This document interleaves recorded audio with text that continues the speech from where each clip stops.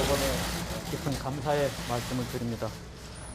이 사건은 어느 특정인에 대한 처벌의 의미보다는 정치인이 사조직을 이용하여 인터넷 여론 조작 행위를 관여하여 선거운동에 관여한 책임에 대한 단죄이며 앞으로 선거를 치르는 분들이 공정한 선거를 치르라는 경종이라고 생각합니다.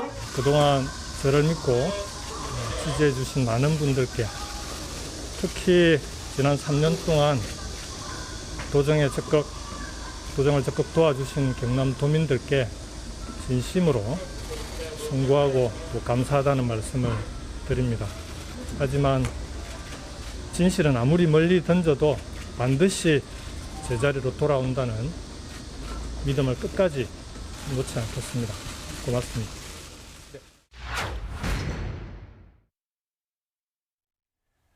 여야 의원 두 분과 함께 오늘의 정치권 현안 풀어보겠습니다. 네, 전재수 더불어민주당 의원, 성일종 국민의힘 의원 나오셨습니다. 어서 오십시오. 네, 안녕하세요. 안녕하세요.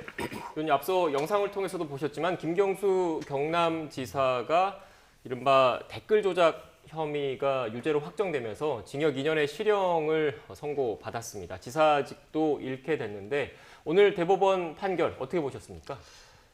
저는 뭐 특별히 드릴 말씀이 없습니다. 예. 법원의 판단을 존중하고 김경수 지사 입장에서는 아마 아쉬움이 많을 겁니다. 예. 이 정도 말씀드리도록 하겠습니다. 네, 성 의원님께서는 어떻게 좀 보셨습니까? 당연한 결과지요. 민주주의에서 가장 중요한 게 여론이 정상적으로 작동돼야 되는 겁니다. 그런데 킹크랩이라고 하는 매크로를 이용을 해서 여론, 좋아요를 막 누르고 이렇게 해서 인터넷상에서 여론을 조작한 거 아니겠습니까? 이거 수사 의뢰도 당시 당대표였던 추미애 당대표가 요청을 한 거예요. 수사 의뢰를 한 거예요. 그래서 지금 이 결과가 나왔는데 이 업무 방해를 통해서 댓글이 조작이 됐고 그리고 여론이 조작돼서 대통령 선거에 영향을 줬다. 그렇기 때문에 이거에 대해서 유죄를 선고한 거거든요. 재판부가 아주 올바른 결정을 했다 이렇게 보여지고요. 송영길 대표 같은 경우는 이게 2심 판결 났을 때 판사의 경솔함과 오만, 무책임과 권한남용이다 이렇게 비난을 했었고 재판부를 향해서 비판을 했었어요. 윤호중 지금 그 원내대표도 과연 제대로 된 재판인지 의문이 든다 이렇게 얘기를 했었는데 저는 이 정권이 과정에 대한 공정, 결과에 대한 정의를 얘기를 했었거든요. 물론 이거 작동을 안 하고 이런 여론 조작을 안 했어도 지금 대통령께서 전 당선되셨다고 봐요. 그럼에도 불구하고 어찌됐든 민주주의가 훼손이 됐기 때문에 이 부분에 대해서는 이런 말하셨던 분들 다 사과를 해야 되고요. 그리고 대통령께서도 대통령의 선거이셨지 않습니까? 뭐 결과야 바뀌지 않았을 거라고 저는 생각을 하지만 어쨌든 최측근에 의해서 이런 선거 과정에 민주주의가 훼손됐던 거에 대해서는 분명한 입장 표시가 국민들한테 있으셔야 되겠다는 말씀드립니다. 네. 그러니까 의원님 말씀 들어보면 문재인 대통령과 민주당 차원의 사과가 필요하다 이런 말씀이십니까? 그렇습니다. 이거는 민주주의를 그렇게 외쳤던 이 민주당에 의해서 이루어졌었던 결과잖아요. 그렇기 때문에 그동안 뭐 관련이 없다. 또 다 부인을 했었는데 이런 최종 1, 2, 3심을 통해서 나온 거기 때문에 저는 이 부분에 대한 민주당과 대통령께서 사과는 반드시 있어야 한다고 생각을 합니다. 네, 의원님 앞서 뭐 딱히 드릴 말씀이 없다라고 말씀하시긴 했는데 지금 성 의원님께서 문재인 대통령과 민주당 차원의 사과가 필요하다 이런 말씀을 하셨기 때문에 여기에 대한 입장은 없으십니까? 저는 뭐 동의하지 않습니다. 왜 그러냐면은 정치인과 관련된 재판이 많이 있습니다.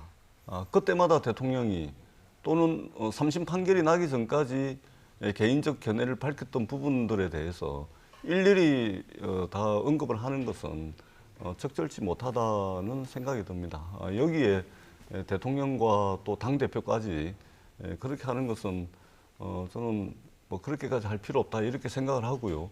오늘 저희 당에서도 이제 법원의 판단을 존중한다라고 이제 공식적으로 논평도 냈고 저는 그것으로 충분하다 이렇게 생각을 합니다.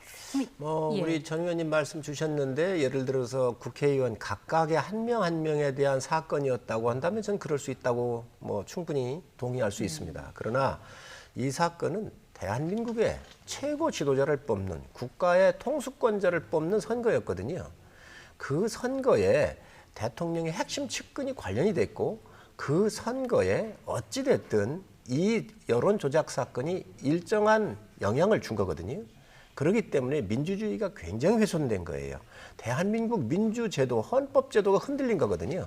그렇기 때문에 그의 최고의 수혜자인 대통령 당리 사과를 하셔야 되고 이 대통령을 배출한 정당은 이유 여하를 막론하고 저는 사과를 해야 되는데 특히 송영길 대표 같은 경우는 지금 현직 대표 아닙니까? 대표가 아닐 때 이런 비난을 했기 때문에 저는 분명히 사과가 있어야 한다고 생각을 합니다. 제가 다시 한 번만 더 말씀을 드립니다. 오늘 법원의 판단은 존중합니다. 그리고 우리 성일정 의원님 말씀대로라면 오늘 그 원유철 그 국민의힘 비상대책위원장도 오늘 이제 대법원에서 실형을 1년 6개월 실형을 선고받았습니다. 그러니까 여야를 막론하고 정치인과 관련된 재판은 많이 있습니다.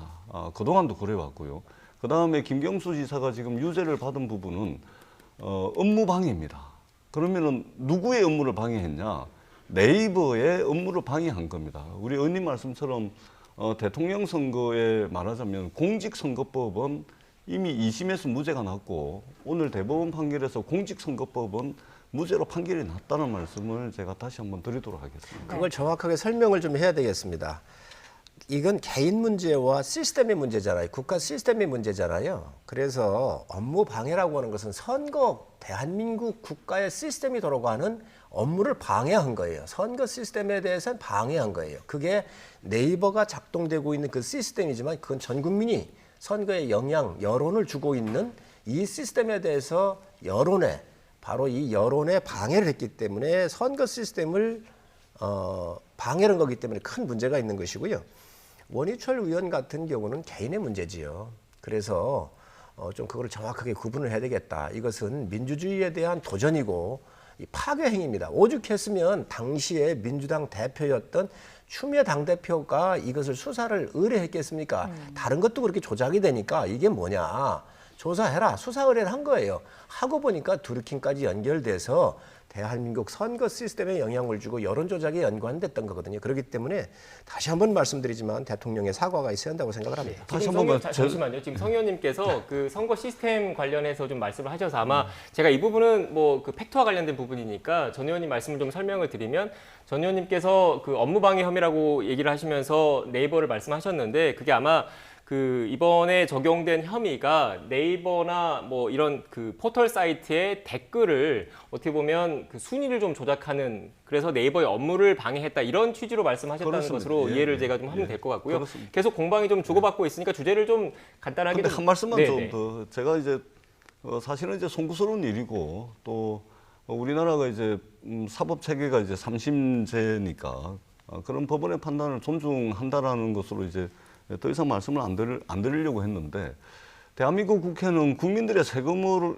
가지고 월급을 받아가지고 활동을 하는 헌법기관입니다. 대한민국 국회가 계속해서 갈등과 분열만 양산하는 그런 헌법기관으로 전락을 하고 있습니다. 누구의 죄는 그냥 넘어가고 개인적인 것이고 누구의 죄는 대통령이 사과를 해야 된다 이렇게 판단을 하시면 이게 그 온당치 못하다 이 말씀을 제가 분명하게 드리고요. 네. 이 업무 방해는 네이버의 업무를 방해한 겁니다. 공직선거법은 무죄가 났다는 말씀을 다시 한번 드리도록 그 하겠습니다. 공직선거법 전 의원님 얘기를 하시는데 이거는 뭐냐면 지방선거까지 킹크랩을 동원해서 여론을 조작하기로 했던 거예요. 그런데 그것까지는 영향을 안 줬다. 그래서 지방선거에 나왔었던 김경수 도지사의 선거엔 영향이 없다라고 판결한 것이고 네이버를 통해서 업무 방해를 한 건 맞지만 그 네이버의 업무 방해는 곧 선거에 영향을 준 거예요. 대통령 선거를 도와주기 위해서 조작을 한 거란 말이죠. 네이버라고 하는 게 우리나라에 하나밖에 없지 않습니까? 그러다가 보니까 이게 대통령 선거에 영향을 줬고 민주주의에 훼손한 거예요. 이게 누구에 의해서 했느냐? 측근에 의해서 한 것이고 이 지지그룹에 의해서 한 거기 때문에 그에 대해서는 사과를 하셔야죠. 예. 일단 이 부분을 좀 정리를 좀 할게요. 결국 그 똑같이 적용된 혐의 그리고 그 대법원의 판단에 대해서는 두 분 모두 알고 계시는데 거기에 어떤 정치적인 의미를 부여할지를 놓고 좀 상반된 시각을 갖고 있는 것 같아서 이 부분은 일단 이 정도로 좀 정리를 하고 궁금한 게 어떻게 보면 김경수 지사 같은 경우에는 친문의 핵심이라고도 좀 평가를 받고 있지 않습니까? 지금 이렇게 그 대법원에서 징역 실형 확정 판결을 받은 만큼 지금 민주당 대선 경선 과정에는 어떤 영향이 좀 있을까요? 그 영향이 없을 겁니다. 왜 그러냐면 그동안 이제 대선 후보 여론조사에서 김경수 지사는 계속 빠져 있었습니다. 그리고 김경수 지사도 수차례에 걸쳐서 이번 대통령 선거는 출마하지 않겠다. 대법원의 판단이 어떤 결론이 나오든지 간에 출마하지 않겠다라는 것을 여러 차례 이제 공언을 해왔고, 그래서 여론조사에서도 빠져왔었고, 그다음에 현직 도지사였기 때문에 지금 민주당 주자들이 열심히 이제 선거 캠페인을 하고 있는데 도지사로서 이제 정치적 중립성, 선거 개입을 할 수가 없습니다. 그래서 도지사 업무만 진행을 해왔기 때문에 사실상 민주당의 대선 후보 경선에서 김경수 지사의 어떤 정치적 활동이나 이런 것이 전무합니다.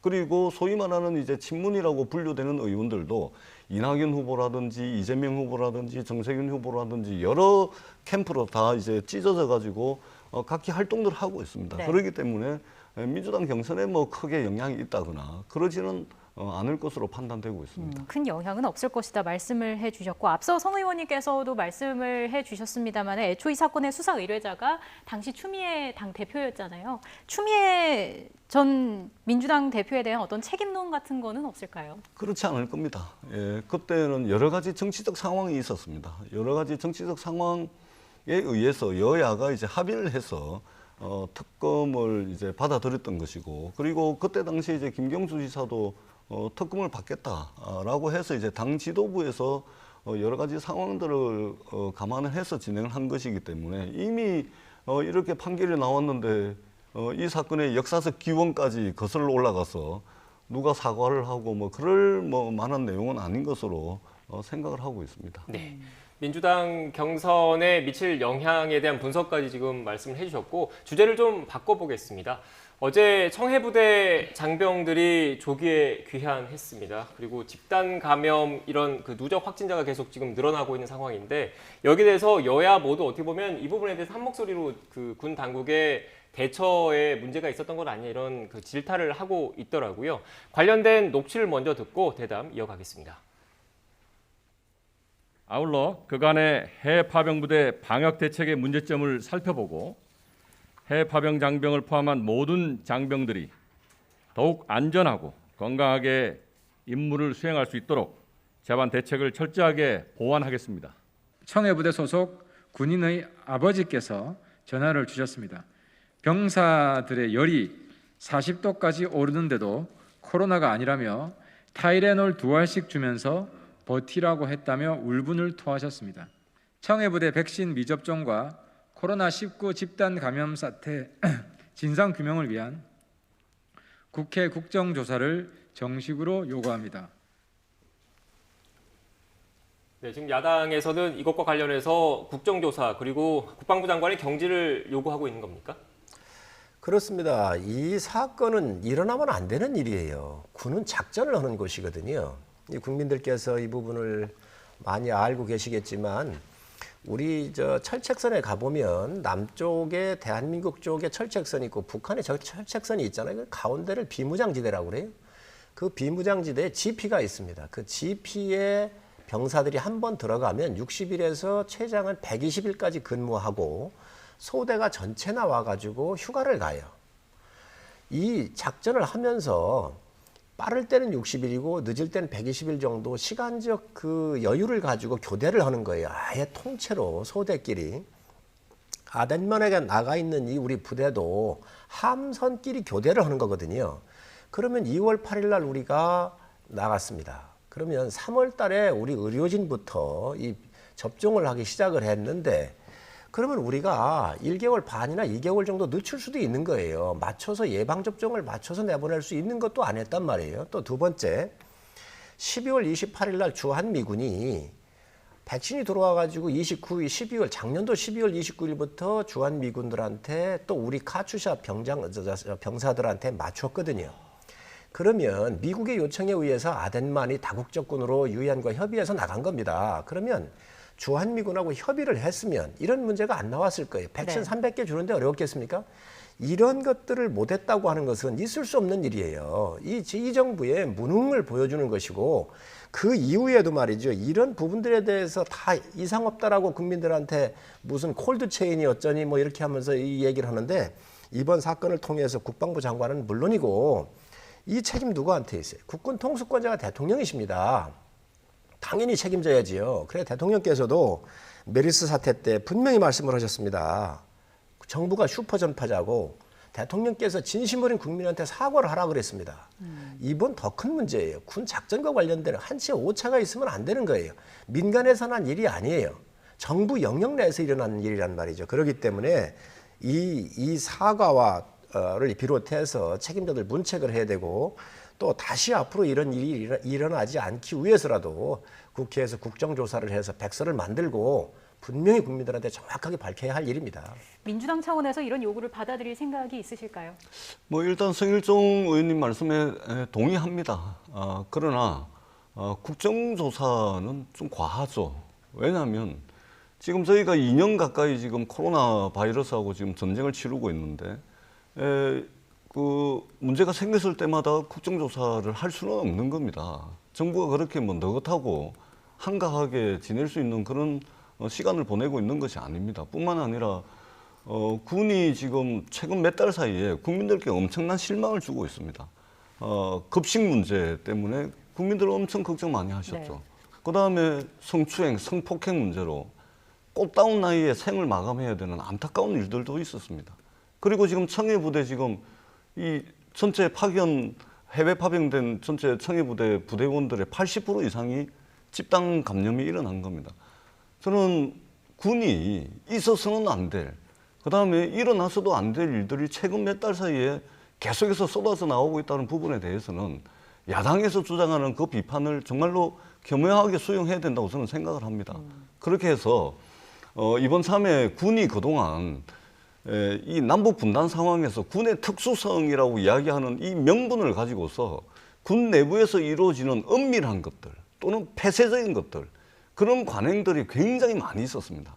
이제는 SNS도 발달하고 이제는 군에 가 있는 젊은이들이 군의 특수성 이래가지고 모든 걸 다 참고 넘어가는 그런 시대가 아닙니다. 이러한 시대의 변화에 맞게끔 군의 모든 체질과 이러한 부분들을 이번 일을 계기로 해가지고 분골쇄신하고 혁신하고 혁파해 나가는 그런 자세가 필요하다고 생각을 합니다.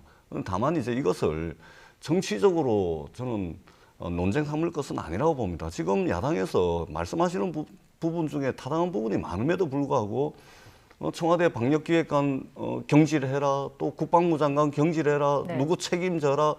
지금 우리가 그렇게 한가한 시간이 아니라는 말씀을 분명히 드리고, 그러나 그 원인은 철저하게 규명을 해서 이 군이 정말로 다시 한번 새로운 국민의 군대로 날 수 있도록 그런 계기로 삼아야 된다는 말씀에는 전적으로 동의를 합니다. 네, 의원님 시간이 무능을 덮을 수는 없는 것이지요. 지금 이 부대를 보면 이게 합참에서 지금 파병되기 때문에 관리를 하지만 국방부 전체가 또 관리가 돼 있고요. 여기에 기무부대가 파견이 돼 있습니다. 이 배에. 기무부대에서 이러한 여러 이런 중요한 일을 했었을 때 무엇들 하고 있어요? 의무사령관은 뭐 했어요? 이 의무사령관이 독립돼 있거든요. 그리고 의무사령관 같은 경우는 우리는 군대로 따지면 보건복지부 장관하고 똑같은 자리잖아요. 이런 사람들, 그리고 질병관리청은 어떻게 했어요? 협의도 안 하고 협의했다고 그랬던 거 아니에요? 구두로 협의했다? 또 사건이 나니까 말이죠. 어떻게 해든 간에 빠져나갈 일만 세 가지를 찾고 그랬어요. 이제 어제 와서 보고한 거에 보면은 뭐라고 그랬느냐? 여러 연공을 다른 나라하고 통과해야 되지 않습니까? 그런데 외교가 빛났다고 그랬어요. 우리 이 병사들 데려오는데 우리 비행기가 아주 빨리 수송해 오는데 외교가 빛이 났다 그랬어요. 아니 어느 나라가 함상에서 집단으로 이 세계적인 팬데믹에 걸려가지고 신음하고 있는 병사들 실어나는 인도적인 문제에서 어느 나라가 협조하는 나라가 어디 있겠습니까? 이게 지금 현 실상의 군이. 그렇기 때문에 다시는 이런 일이 일어나서는 안 되겠다. 이번이라도 국회가 나서서 조사를 정확하게 해서 다시는 일이 일어나지 않도록 해야 된다고 한다면 저는 반드시 국정조사가 해야 될 사항이라고 동의합니다. 생각합니다. 월요일 날 국회 국방위원회에서 네. 이 문제가 이제 논의가 됩니다. 그래서 이제 우리 군인들이 이제 그 임무를 수행하다가 이제 복귀를 했습니다. 우리 장병들께서 빨리 이게 코로나 회복하고 다시 건강을 되찾을 수 있도록 그런 차원에서 국회가 노력을 해야 된다, 머리를 맞대야 된다 이렇게 생각합니다. 네, 일단 지금 그 여권의 입장도 군 당국의 부실 대응에서는 이런 비판을 전적으로 겸허히 수용해야 된다는 데는 공감을 하시지만 그렇습니다. 다만 이거를 뭐 국정조사라든지 문재인 대통령의 사과라든지 정치 쟁점화 시키는 건 과한 측면이 있다 그렇습니다. 이런 말씀이신 거죠. 일단 이 정도로 정리를 하고 주제를 좀 바꿔 보겠습니다. 야권 상황도 이야기를 해봐야 될 것 같은데 최근 윤석열 전 총장 지지율이 어떻게 보면 하락하는 모습을 보이고 있습니다. 이런 상황에서 윤 전 총장의 발언 역시 도마 위에 올랐는데 관련 영상을 보고 이야기 나눠보겠습니다.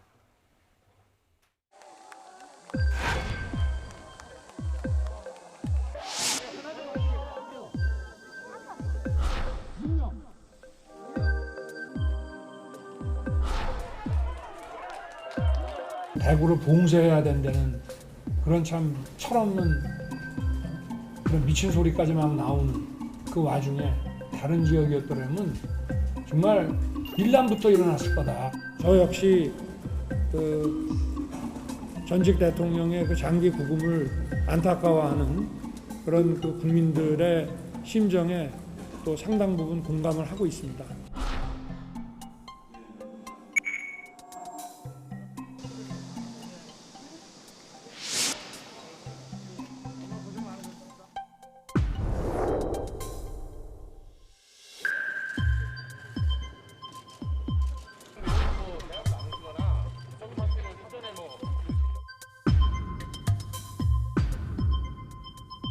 120시간 일하면 사람 죽습니다.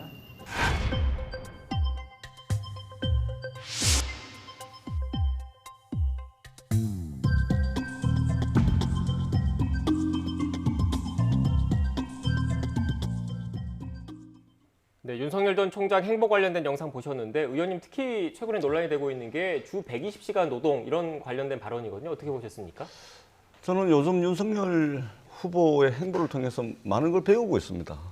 또 교훈을 좀 배우고 있는데요. 네. 뭐냐면은 역시 정치인이라는 것은 국가 지도자 또는 정치 지도자라는 것은 어느 날 갑자기 하늘에서 뚝 떨어지는 그런 것이 아니구나.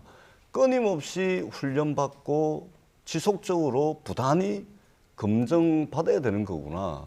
이런 교훈을 많이 받습니다. 지금 120시간 문제도 문제이거니와 대구가 아니었으면 다른 데서는 밀란이 났을 거다. 뭐 이런 이제 것들이 있는데 이것이 우리 사회 여러 현안 중에 이제 노동시간이라든지 또 지역 감정의 이런 현안과 관련되는 거 아니겠습니까? 근데 잘 아시다시피 우리 사회 현안이라는 것은 그 역사적 기원이 있는 것입니다. 그 다음에 이 현안이라는 것이 어느 날 갑자기 하늘에서 뚝 떨어지는 것이 아니고 역사적 논의 과정이라는 것이 있는 것입니다. 그렇기 때문에 이 현안의 맥락을 알아야 되고, 그 다음에 이 현안에 대해서 어떤 정치적 발언을 했을 경우에는 그것이 미치는 정치적 영향력이라든지 사회적 파급 효과라든지 이런 것들을 감안을 하고서 한 말씀 한 말씀을 굉장히 신중하게 하셔야 되는데 전혀 준비가 돼 있지 않으니까 평상시에 훈련받고 평상시에 검증받고 평상시에 학습돼 있고 또는 평상시에 중재하고 조정하고 갈등을 해결하는 그런 중재자의 역할과 이런 경험들이 축적되어 있지 못하니까 전혀 맥락 없는 이야기들을 합니다. 그러고 난 뒤에 억울하다. 왜곡시키고 있다. 왜곡해가지고 확대 포장하고 있다. 이렇게 이제 스스로를 변명하고 있는 것이거든요. 정치라는 것은 자신이 한 발언의 진위와는 상관없이 그것이 미치는 사회적 파급 효과라든지 이런 것들을 고려하지가 않을 수가 없는 것인데 윤석열 전 총장께서 이제 실력이 드러나고 있다. 바닥이 드러나고 있다. 이렇게 평가를 하고요. 추후에 여러 가지 현안들에 대해서 말씀하실 기회가 많으실 텐데 또 기자들의 질문들이 많을 텐데 저는 바닥이 더 드러날 것으로 아마 굉장히 절망적일 겁니다. 왜냐하면 이러한 것들이 벼락치기 공부한다고 되는 것도 아니고요. 책 몇 권 읽는다고 공부되는 게 아닙니다. 몇 사람 전문가 만나가지고 기동량으로 주워들은 거 가지고 이야기했다가는 이게 이 국가 경영 능력에 대한 검증에서 거의 빵점 받을 가능성이 많다. 거기에다가 지금 도덕성 검증까지 같이 나가고 있기 때문에 저는 윤석열 총장을 통해서 많은 교훈을 보고 있습니다. 그리고 옛말에 어르신들께서 준 대로 돌려받게 돼 있다는 말씀을 많이 하십니다. 그 다음에 맞은 사람은 두 다리 쭉 펴고 자도 때린 사람은 편안하게 자지 못한다. 이런 이야기도 많이 합니다. 이 모든 것들이 지금 윤석열 후보에게 엄습하고 있고